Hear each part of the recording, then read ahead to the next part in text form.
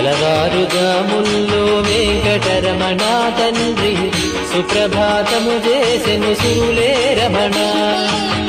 పంచామృతములతో వెంకటరమణ తండ్రి నిత్యాభిషేకములే నిత్యము రమణ.